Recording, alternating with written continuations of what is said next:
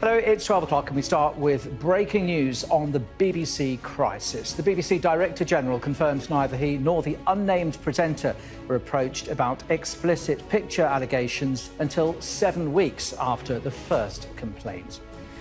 The BBC boss also admitted the corporation must learn lessons about how complaints are red flagged. Tim Davie also confirmed the BBC has spoken to the Metropolitan Police about the claims, which the Prime Minister says are shocking and concerning.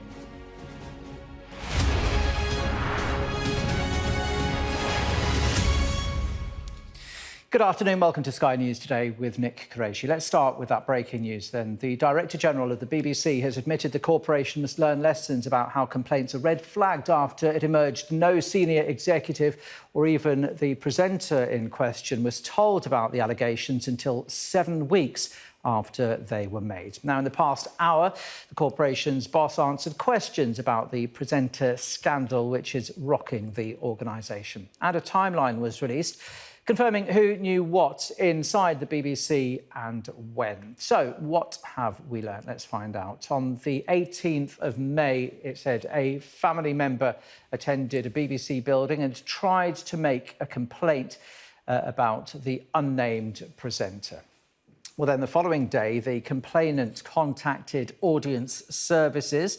That complaint was passed to the BBC's corporate investigations team.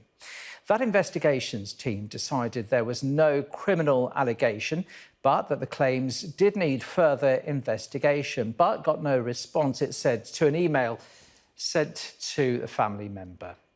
On June the 6th, a phone call was made to the complainant, but did not connect. No further attempts were made to make contact.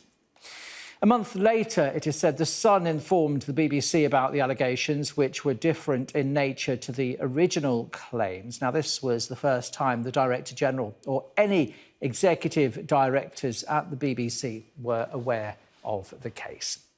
A senior manager had the first conversation with the presenter that day, and it was agreed that the presenter would not be on air. The next day, the BBC's investigations team then contacted the complainant again, and the BBC made contact with the police. The presenter was suspended on Sunday. And yesterday, BBC bosses met with police to discuss the investigation, and they have now paused their inquiry while the police look into the claims. OK, plenty to digest. Let's cross live to our arts and entertainment correspondent Katie Spencer outside the BBC's new broadcasting house. So plenty to chew over. What have you learned from that, Kate?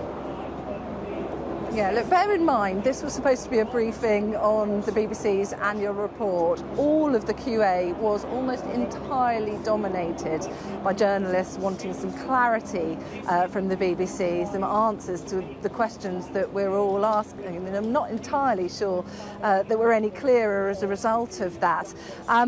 Tim Davie, Director General, firstly started by saying because the Met Police are assessing what's going on at the moment, they have advised the BBC to pause its investigation, which for those reasons alone the BBC were not forthcoming, if you like, really, in giving much information about what they have ascertained really with this case.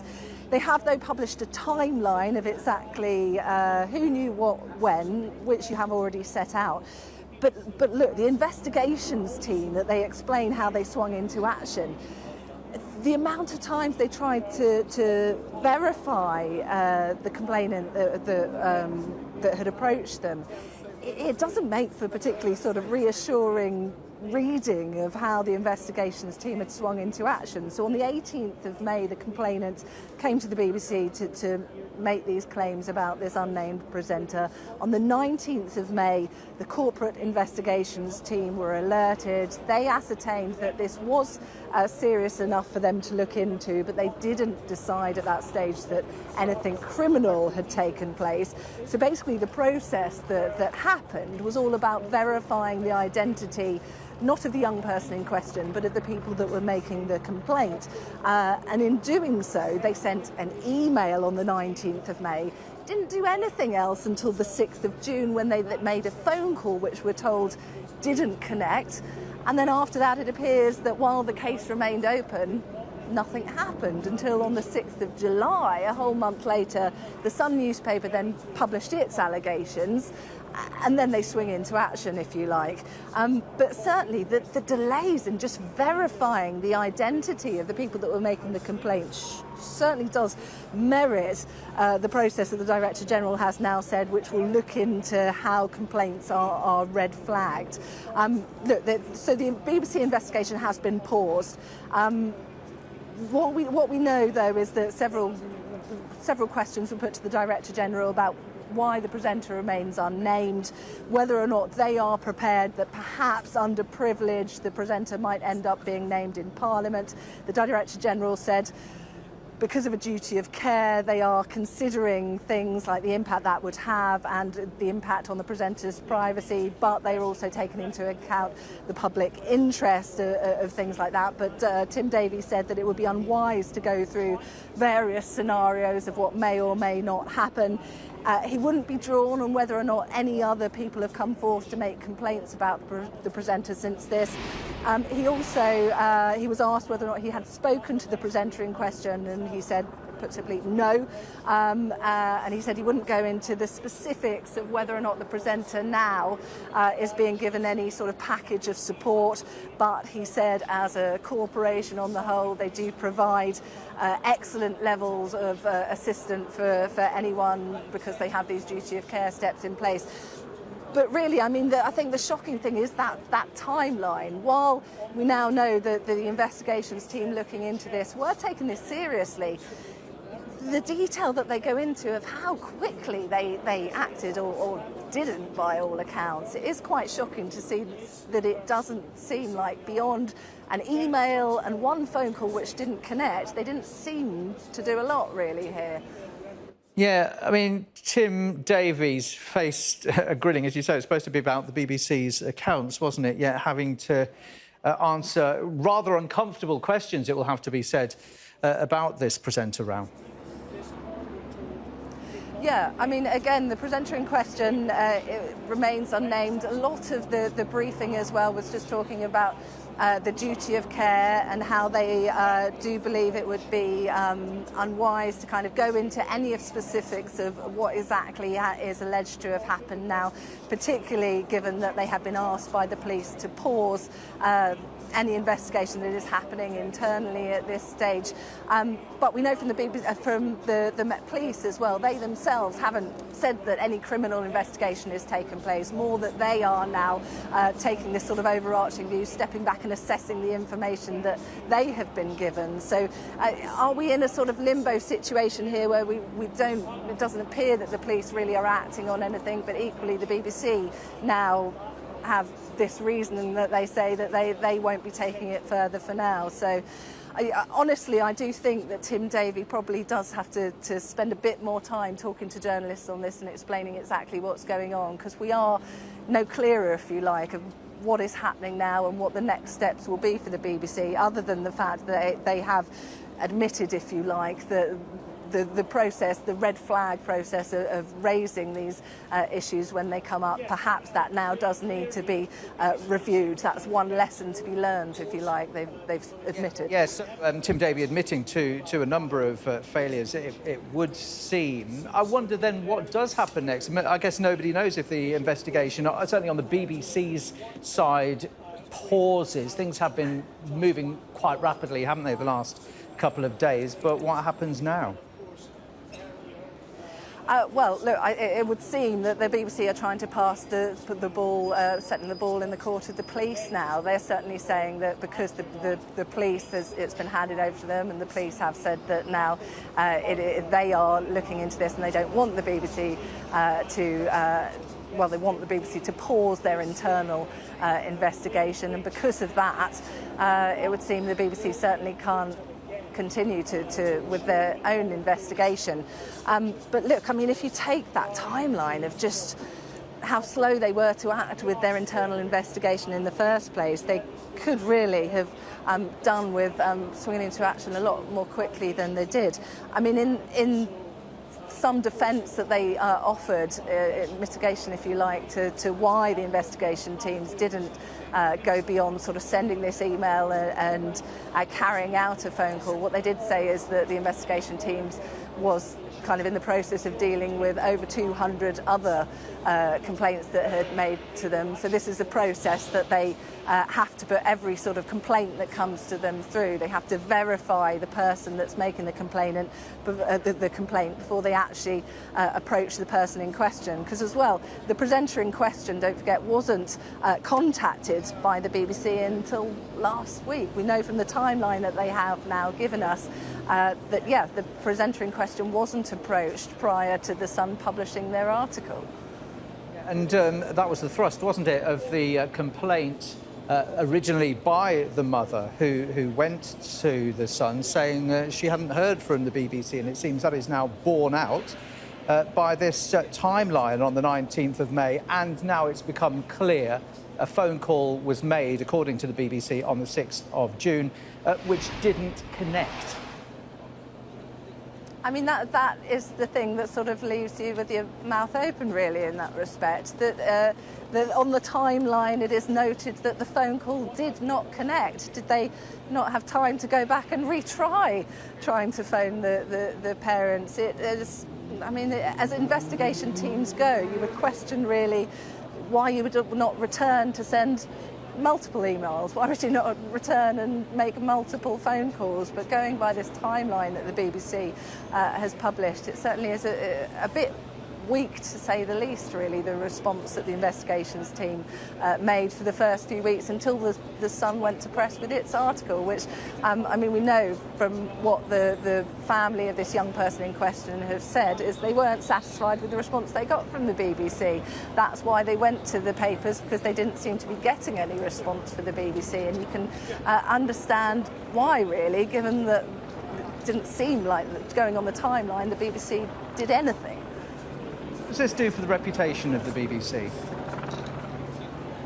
Oh, it's incredibly damaging for the BBC. I mean, as well, they started the press briefing by talking about what a successful year this has been for the BBC, with some landmark moments that stand out, talking about things like the Jubilee, how the Queen's funeral as well, just moments that they've found to brag about and be triumphant about in how it's handled its own sort of programme making in the last year. But actually, I think if we're talking about moments in the last year that the BBC has stood out, this will go down as one of the biggest moments for the BBC this year, because it has handled this complaint so appallingly by all accounts, and it doesn't seem to be doing a particularly good job in explaining exactly what the delay was. I mean, even now that we've had this briefing from Tim Davie. And just briefly, Katie, do you think heads might have to roll at the BBC given the admission of these failures? I think it's hard to say, you know. I mean, they're coming under an incredible amount of political pressure. It will be, I guess, for the politicians, because this is a public service broadcaster answerable to taxpayers, I think it will be whether or not that political pressure continues to be placed on the BBC. At the moment, though, certainly just going from that briefing that was given to journalists, I didn't come away with feeling that there was a satisfactory explanation for why the BBC took so long in investigating this. I mean, just the weakness in the fact that it seems to have just been one email, one phone call, for an investigations team that is meant to be swift. This is an establishment that has protocols in place, safeguarding protocols. It has sort of triumphantly heralded in the last 10 years, following the awful scandals of things like Jimmy Savile. It said it's changed, it said it's got these robust protocols in place, and yet here we are. And if they're thinking this timeline will sort of dampen out the flames, I mean, this timeline just makes them look like they really weren't on the ball with this. So will heads roll? I think certainly it doesn't end the conversation, this. All right, Katie, many thanks indeed for now following developments very closely there. Katie Spencer. Joining me in the studio is the media lawyer Matthew Gill. Well, fairly fast moving, isn't it, the last day or so, that this whole process. An admission there from Tim Davie the Director General of the BBC that the corporation has failed in certain respects, given that timeline, given the delays, given that an email was sent on the 19th, then no further action was taken. And this is new. On the 6th of June, which was around a month before the article appeared in the paper, a phone call was made that didn't connect and then, well, by all intents and purposes, forgotten about. It does seem odd that there was a pause or a stop in this investigation when only a couple of attempted contacts have been made, and it seemed to have been stopped or paused there. I mean, the statement says that it was still open, and that seems to infer that if there had been further contact from the family, the BBC would have picked it up. But it is unclear whether actually they dropped the ball on this. Yeah, but if the BBC had come out and sort of explained it in a way, a mea culpa, certain failures, it's still got more questions to answer, really, hasn't it, given these stark admissions? I think you're right. I think they have got more questions to answer, but they also say in their statement that they are prepared to answer those questions. They've asked someone inside the BBC to look into the policies and the processes and whether they have failed here and whether they need to be improved in future. Well, stay with us. We'll obviously follow this during the course of the hour, this breaking news, which I shall remind you about this timeline, which has just broken at midday. So let's take you through what happened and when. On the 18th of May, a family member attended a BBC building and tried to make a complaint about the unnamed presenter. Of course, that presenter still is unnamed but has been suspended. The following day, the complainant contacted Audience Services. That complaint was passed to the BBC's corporate investigations team. Now, the investigations team decided there was no criminal allegation, but that the claims needed further investigation, but got no response to an email sent to a family member. On June the 6th, this is a new date, a phone call was made to the complainant but did not connect, according to the BBC. Then no further attempts were made to make contact. Now, a month later, The Sun informed the BBC about the allegations, which were different in nature to the original claims. That is something that came out from the BBC last week. This was the first time the Director General or any executive directors at the BBC were aware of the case. A senior manager had the first conversation with the presenter that very day, and it was agreed that the presenter would not be on air. Then the next day, the BBC's investigations team then contacted the complainant again, and the BBC made contact with the police. The fact is, the presenter was suspended on Sunday, and yesterday the BBC bosses met with police to discuss the investigation and have now paused their inquiry while the police look into their claims. Let's speak to the media commentator and former News of the World deputy editor, Neil Wallace, joining us live on the programme. Thank you for your time today. What do you make of these stark admissions then from the BBC? Well, I thought initially the BBC were handling this quite well. They are very successfully turning this into a disaster. And I cannot begin to imagine the mindset that would, the complacency that would allow them to have complaints like this on their desks and basically do nothing about it. That they sat there and, despite the seriousness of what was being said here, whether they were technically legal or not, the alleged offences at the time, does not change the fact that for the BBC, this was very serious allegations. And yet they sat on their hands and did nothing and just ignored the situation and hoped it would go away.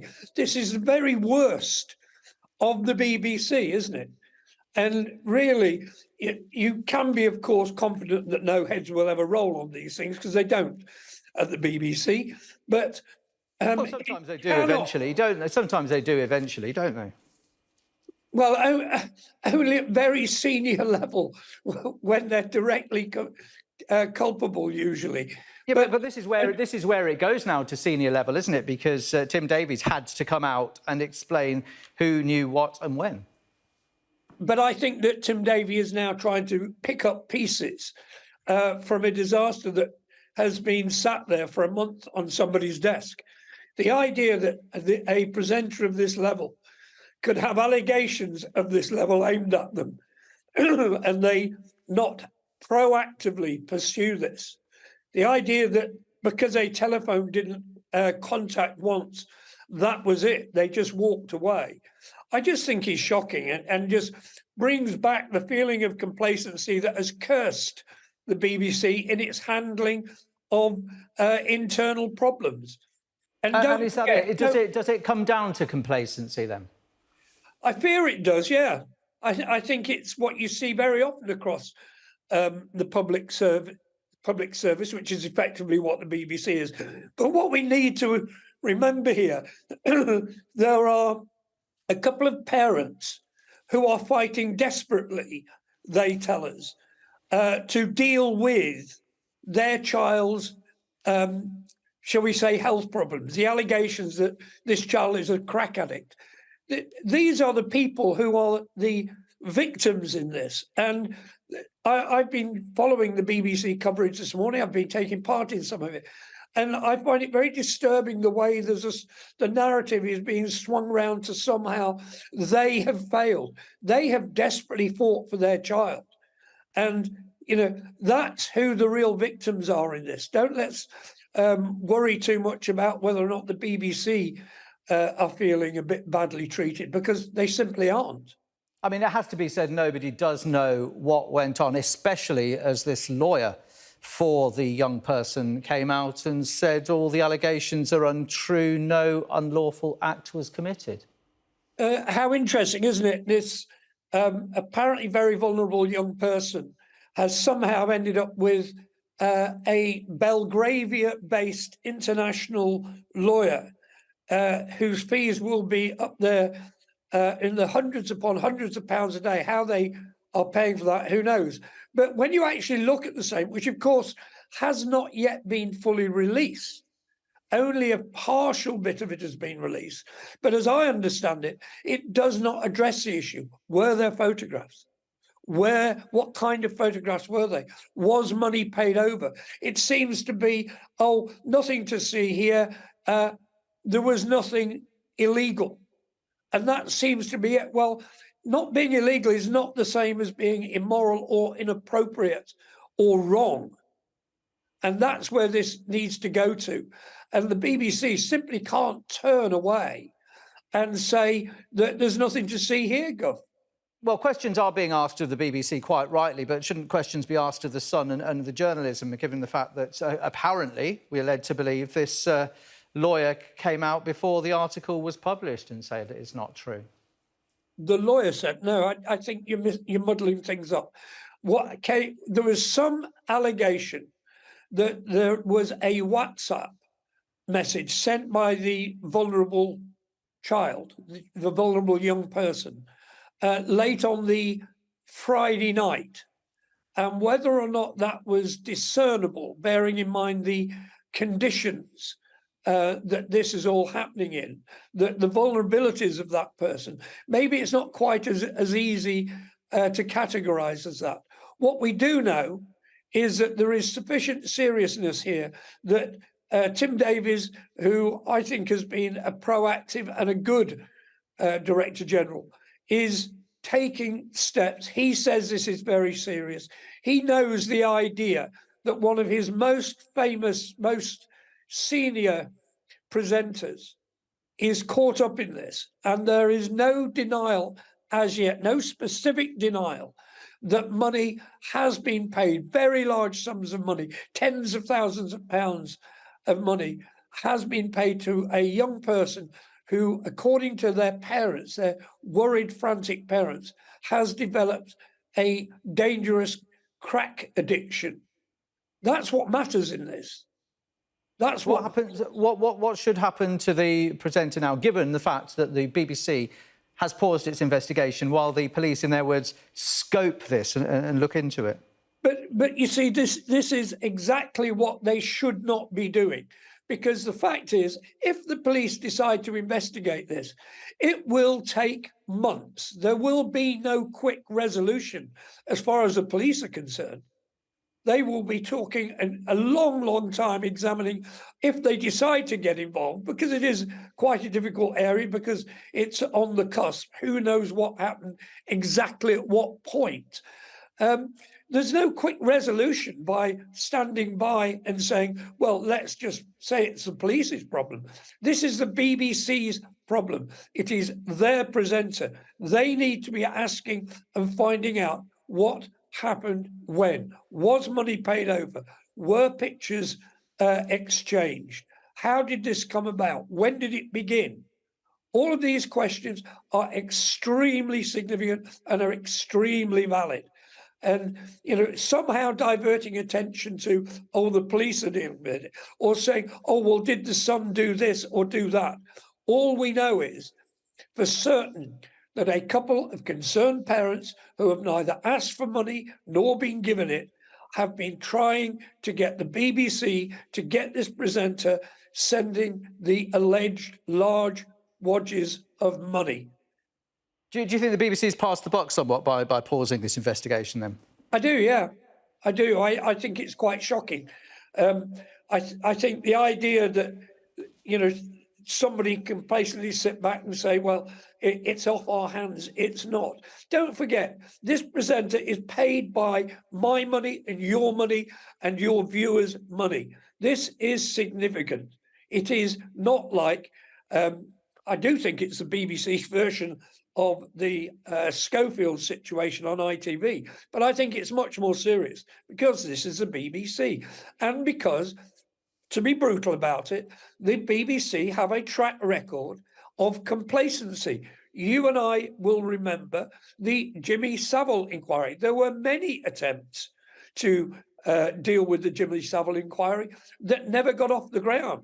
And there was even an attempt to do an investigation by, I think it was either Newsnight or Panorama, that was stalled because it was Jimmy Savile, a major front-facing personality of the BBC. Well, again, we've got a very powerful, very high-profile presenter on the BBC, and they cannot just turn a blind eye and hope it goes away.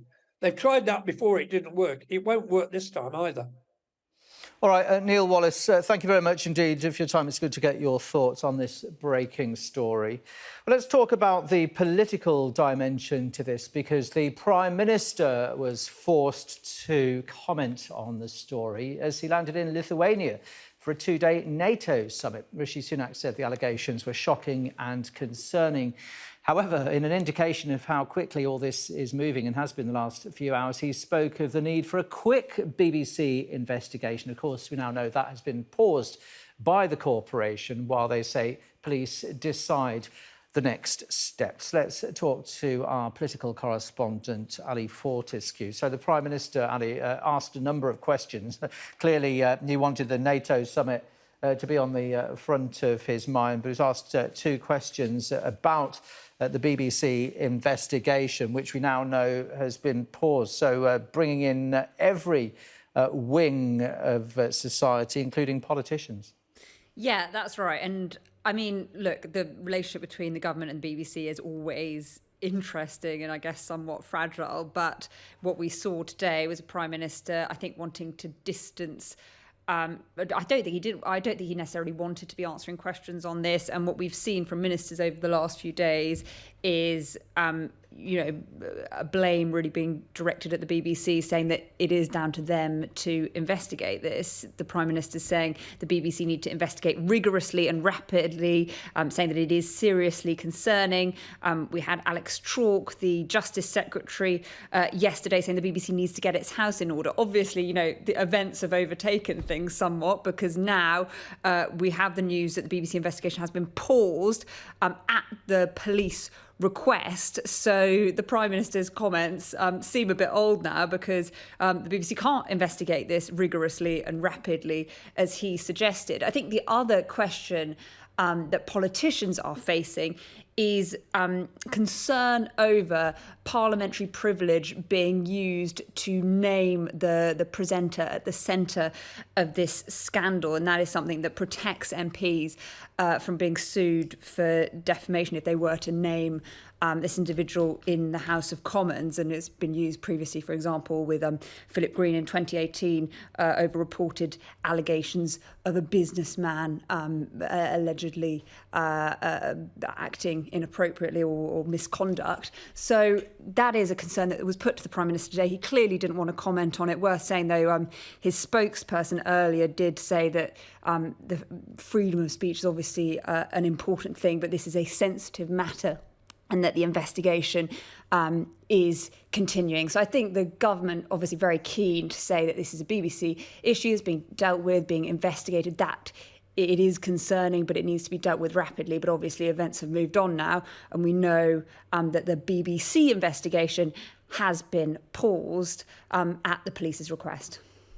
Many people speculating, of course, what the identity of this presenter is, who has been suspended, Ali. And speaking to Kay Burley this morning, the Work and Pension Secretary, Mel Stride, was cautioning, wasn't he, against naming this individual in Parliament, which politicians are entitled to do under parliamentary privilege. Yeah, exactly. So these are very old kind of rules. It's quite peculiar in a way that MPs, and it has, as I say, been used before, not just with Philip Green, we're saying with Ryan Giggs too, the footballer who had an injunction. That was something that came up under parliamentary privilege as well. So it's a way that MPs can bring things up without facing the same risk of being sued for defamation. But as I say, that was something I think the Prime Minister didn't really want to talk about today. And as you were saying, Rishi Sunak is on the world stage today. He's at the NATO summit. He's in Lithuania. He wants to be talking about Ukraine. That is somewhere, the world stage, foreign affairs is a place where Number 10 think that the Prime Minister looks at ease, does pretty well compared to, the trouble back home, the 5 pledges that he's struggling with. So that's what he wants to be talking about. But instead, this is a story that has dominated the headlines, and these questions continue to swirl, and the Prime Minister is having to answer questions about this BBC crisis, but is clearly trying to point the finger at the BBC and saying that they're the ones that need to be investigating this rapidly, as he said this morning, and rigorously. Ali, for now, thank you very much indeed, Ali Fortescue there. Media lawyer Matthew Gill is with us, as you can see on the screen. The corporation's admitting in recent days the case is complex and challenging. Tim Davie, when pushed, clearly, did he not, admit to a series of failures. That the BBC looked at a complaint on the 19th. We'll go through the timeline in a moment. The 19th of May, an email was sent and a phone call was made on the 6th of June, which didn't connect. And something's gone seriously wrong here, hasn't it? When this is supposed to be looked at by what is called the corporate investigations team. I think Tim Davie is doing his best to be as open as possible here within the constraints of the law, and that's really difficult. The key piece of information that we don't know right now is what allegations were made by the family at the outset of this complaint compared to what the allegations are now. And because you can imagine if the allegations were a lot less serious at the beginning, perhaps that warranted the approach that we have seen, which involved, a phone call and an email to the family to follow up on their questions. We simply don't know what the complaint was at the beginning, and Tim Davie is restricted in what he can say about it. What he has said, though, is that there will be an investigation within the BBC into whether their policies and processes have been followed here and whether they could be improved in future, because he acknowledges that there is concern that there's been a failure of process.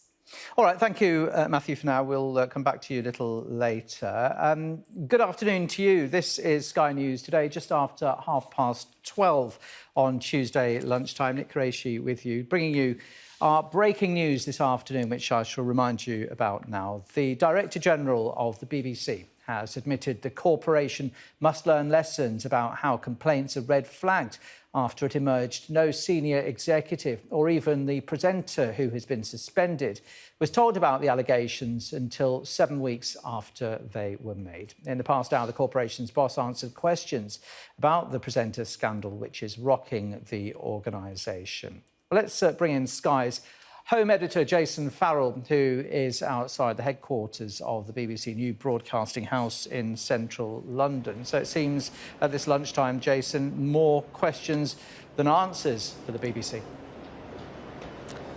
Well, we've certainly had some answers, but we haven't had all the answers that I think we would like. We've had this timeline from the BBC, which starts on the 18th of May, when a family member turned up at a BBC building to make a complaint. They were told to go through the corporate communications to put in their complaint in writing. They did that. That was received, and an email was sent back. And it should be said at this point, it was assessed as a serious allegation. What the BBC are saying is that it wasn't assessed later as showing criminality. But just to continue with the timeline at this stage, the BBC said they didn't get a response to the email that they sent to the complainants. So they left it to June the 6th, so about a week later, a bit longer, they make a phone call. And they say that phone call didn't connect. They say that the case wasn't closed, they kept it open and it was due to be followed up, but it clearly hadn't been followed up for another month. I think that's one of the serious concerns about this.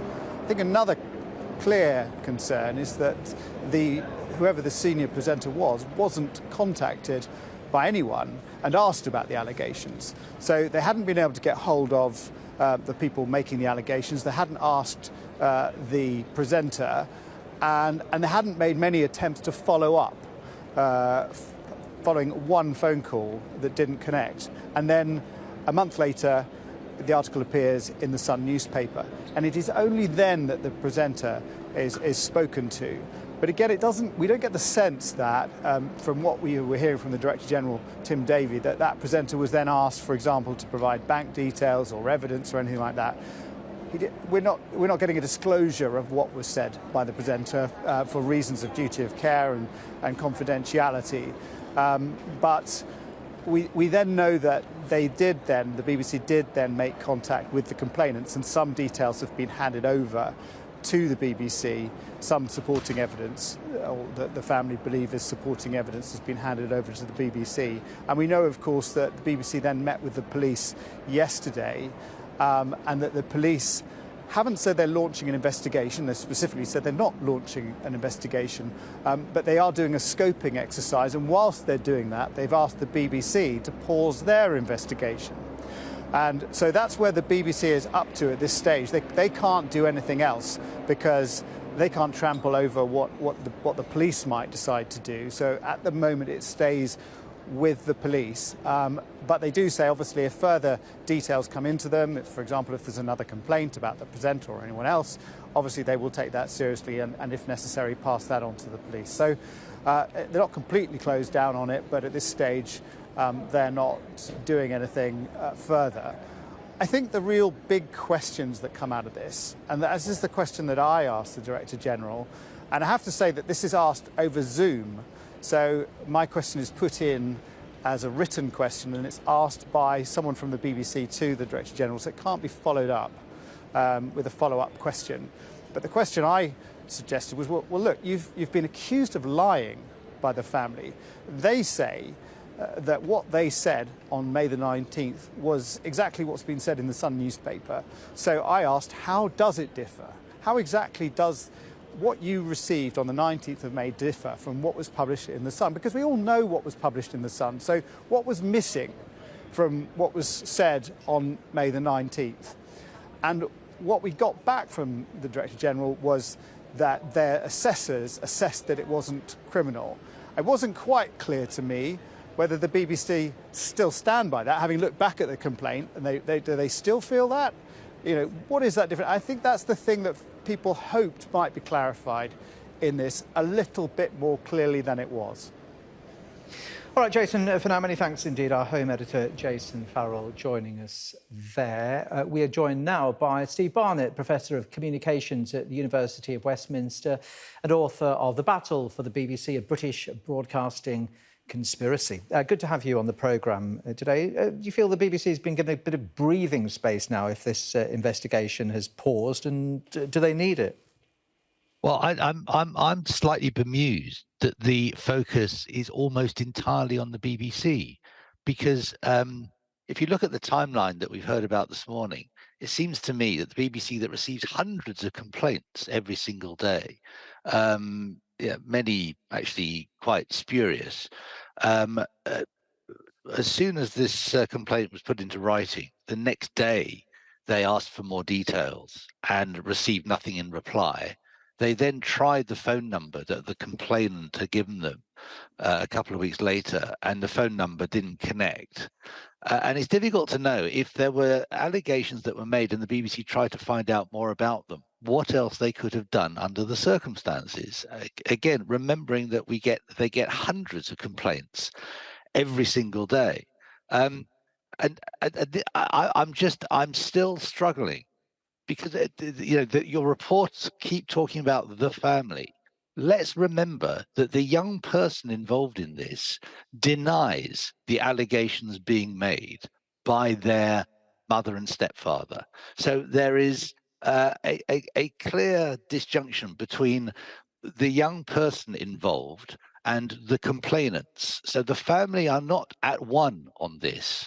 And I think we have to be very careful about jumping to conclusions and making judgments that somehow the BBC has to be in the spotlight on its own. Of course, there are questions and that is fair enough. Nobody knows what happened. Allegations have been made. But no one's asking questions about the son. Which the young person and his lawyer, or sorry, their lawyer, we don't know the gender of this person, have denied. So are we back to square one? I mean, many people listening to this, the fact is that a phone call was made, but they're not followed up. However, it was in the hands of the BBC's corporate investigations team, which by the very nature and the sound of it sounds like a big group of people trying to get to the bottom of something. Well, if there were allegations made and they made attempts to get in touch with the complainants, but were getting nothing back, then it's difficult to know what else they could have done. Now, we're all of us grappling around in the dark here, and it's quite appropriate that there should be proper investigations. You asked whether the BBC has a breathing space. Yes, it does. I don't think it particularly wants a breathing space. I think the BBC would actually love to get on with an internal inquiry that finds out exactly who knew what. Did they act appropriately and with appropriate speed, and were their internal protocols followed? But they've been asked by the police to pause that inquiry, so they don't have any choice. And in the meantime, we don't know any of these facts. All we do know is that there is a disagreement between the young person involved and their parents. And yet it seems to me that nothing is being asked of the newspaper that has been pursuing an anti-BBC agenda for decades, has a proprietor that loathes the BBC, and this is a story that is being driven by a set of disputed facts, which is putting the BBC under the spotlight, but not the Sun's journalism. So I think we need to at the moment, you'll understand that. the focus right now is on the BBC, given the fact that Tim Davie has answered questions via Zoom in the past hour. So how has the BBC handled this whole matter? Well, I think they've handled it in a way that, I mean, the BBC is in a very, very difficult position. These are very sensitive matters. They are matters involving, a young person who can't be identified, a presenter who can't be identified, neither of whom should be identified, because at the moment these are, as I say, allegations and disputed allegations. So they are both entitled to their privacy. Can I also say, by the way, to just almost as an aside, if any MP does abuse their parliamentary privilege by naming the presenter, I think that will be an absolute disgrace, because there is no public interest in this. I understand people be curious, and most people who've been online probably know the allegations being made, but there is no public interest in revealing the name of the presenter while these investigations are ongoing. And I sincerely hope any MP who does that will simply be doing it for their own self-promotion and self-aggrandizement. And I sincerely hope that they exercise a little bit of restraint. But just coming back to your question, I think the BBC has handled this as adequately as it can possibly do under the circumstances, bearing in mind their duty of care to the young person involved and to the presenter involved,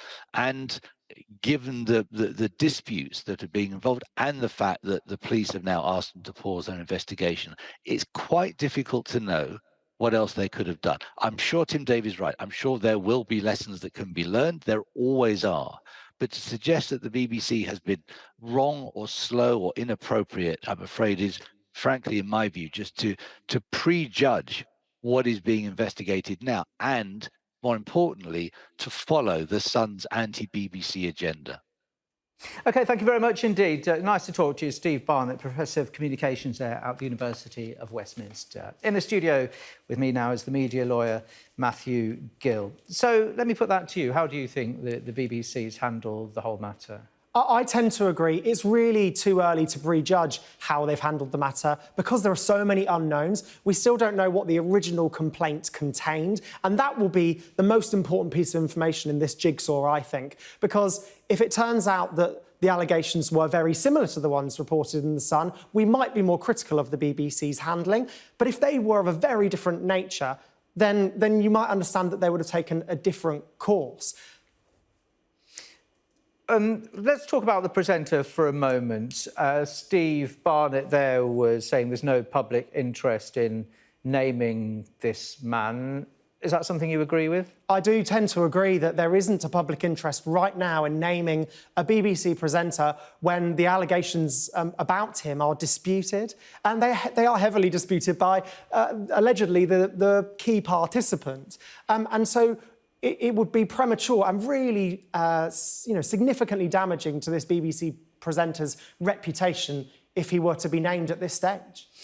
I suppose some of the heat is off the BBC at the moment. I mean, many will, as our guest was saying there, give him his due. Tim Davie has held his hands up to some of the failings at the corporation there, or what are perceived to be failings. But now, given what we know the last 24 hours, statement from the lawyer on behalf of this young person, and the disputed claims, a number of organisations will now have to be under investigation, really.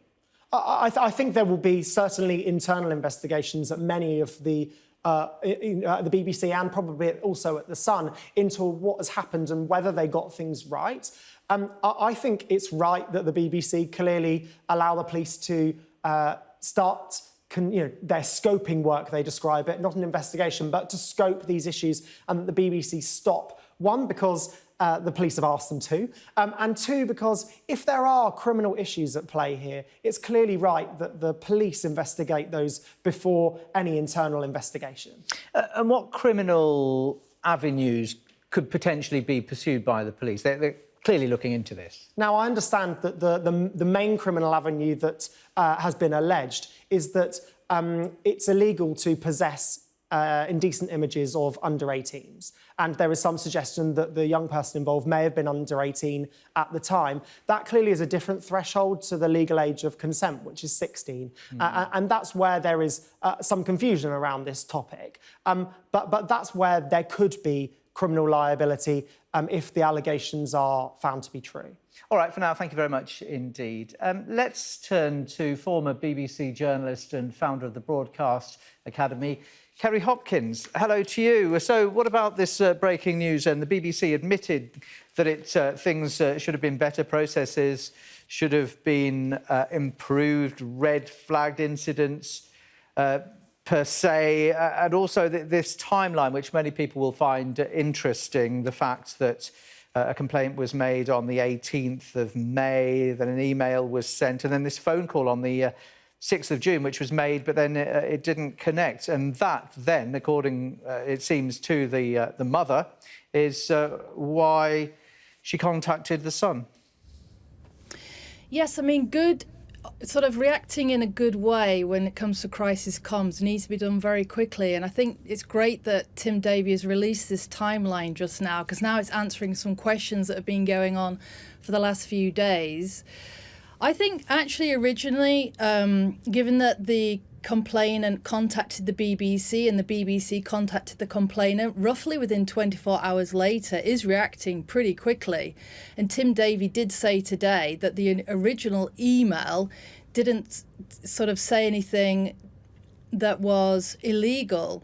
So maybe that's why they haven't reacted as quickly. But I think lessons will be learned that they need to perhaps escalate this to Tim Davie much sooner, even if it doesn't sound like it's illegal on the face of it, to sort of, do you see where I'm coming from? Well, I suppose, as one of our guests was saying, the BBC have hundreds of complaints. Sometimes it may be said that it's hard to know what is genuine. But do you think in an organisation, if a complaint has been made against a specific individual, which must have happened here, it was 7 weeks before the presenter in question was contacted and was spoken to? That does seem a very long time to wait to talk to the individual in question, absolutely. I think, this is, the BBC have, well, in organisations that are as large as the BBC, there are undoubtedly a lot of people doing things that, might be considered unethical or illegal. And in this case, certainly we don't know the facts. I'm certainly not saying that anyone has acted like that at the moment. But the BBC have had a lot of, negative press recently. And this isn't just in the UK. They've got the BBC studios, which are operating all around the world. So the BBC is a brand across the world. So this, it's in the Washington Post, it's in the New York Times, it's in El Pay in Spain, I was reading on the way here. So the reputation of the BBC in the UK is different to the way it's seen worldwide. So they can more or less take it or leave it compared to us, which, because it's a public service broadcaster. So this is certainly news that Tim Davie and the BBC won't want right now, particularly because they'll have the launch of new films, new TV shows from BBC studios that really, if they're doing that right now, the question on the journalist's lips isn't going to be a new film or a new TV show. It's going to be, what is the story here? What's the truth? What are you doing about it? Yeah, I mean, he should have been expected to face these questions, shouldn't he, rather than going on about praising the BBC for its annual report, how successful it's been. Absolutely, yes. And do you think heads might have to roll at the BBC, given the delays and the clear admission here, certain things have failed? Well, I think it's still a difficult story because you've got we don't know if it is true or not, So if you're under 18, if somebody's under 18, receiving or sending illicit photos is illegal. So the allegations that this person started talking to this presenter age 17, but were photos sent at that point, or did they wait till they were 18, of which no crime has been committed? So I think until more to this story comes to light, it's really hard to say at this stage. All right, thank you very much indeed. It's nice to get your thoughts, Kerry Hopkins there. Back to Matthew Gill, media lawyer. So we've chewed over this for about an hour now, haven't we? It's quite startling admissions from the BBC. But as we heard there from one of our guests, BBC's in a no-win situation and feels they've handled the whole matter correctly. What's your assessment? Yeah, I think they say, look, there were allegations that the BBC had, completely failed to contact the family once the complaint had been made. And I think the reason that Tim Davie has put this statement out today is to try and combat that narrative, to point out that actually they did try to contact the family once the complaint had been made, and that they were following a process and procedures, and that the investigation was still open. What has come to light, and what I think people are zeroing in on, is the point that there was a 7-week gap between the last attempted contact with the family and the allegations being published in The Sun that has triggered the the publicity around this allegation that we've seen. And I think that's where people are concerned. And the BBC are certainly going to have to look at whether in future they should be doing better to investigate allegations when they've been brought to them. Why do you think the presenter wasn't spoken to? I mean, clearly, from what we've heard, this complaint that was made on the 18th of May was serious. There is no, according to the BBC, no allegation of criminality. But if somebody levelled a serious allegation against me, for instance, wouldn't your boss, wouldn't this corporate investigations team at the BBC be wanting to speak to your star? It seems like the BBC contacted the family the day after the complaint was formally made, and they asked for more information. And it may have been that they felt that they needed to understand in greater detail the allegation before they would go to the presenter with it. We don't know in what detail the complaint was initially made, and you can imagine that if there was a very short-worded allegation, that the BBC do have to draw a line between the allegations that they will take to their staff members and others that they might decide are potentially spurious or lacking detail in order to cause a problem by bringing it to their staff members. It's a really difficult balance. The BBC chose on this occasion not to tell the presenter. We might find that they take a different approach going forward. It's not at the moment, it would seem, as they have paused their investigation. Is that something usual, because the police are involved looking into, as they, in their words, scoping this investigation? I think that's absolutely usual. Ultimately, if the police asked you to stop your internal investigation, most employers would do as they're told. But also, I think it's right that since the family have suggested there might have been criminality, or at least the allegations they've made have raised that possibility, I'm sure the family would want the police to investigate them rather than the BBC in the first instance. And so I think it's right that where there are allegations of criminality, the police go first. And no doubt the BBC will pursue an internal investigation once the police have given them the all-clear to do so. And do you think this suspended presenter will ever be named, or certainly in the coming days? And is there any reason to name him? I don't imagine that the presenter will be named in the coming days. I think the police, together with the BBC's, the investigation they've progressed already, will need to establish a greater amount of facts. They will need to speak to the relevant parties and look through documents before they can come to a conclusion as to whether there is a significant amount of facts or a sufficient amount of facts to justify naming the presenter in this case.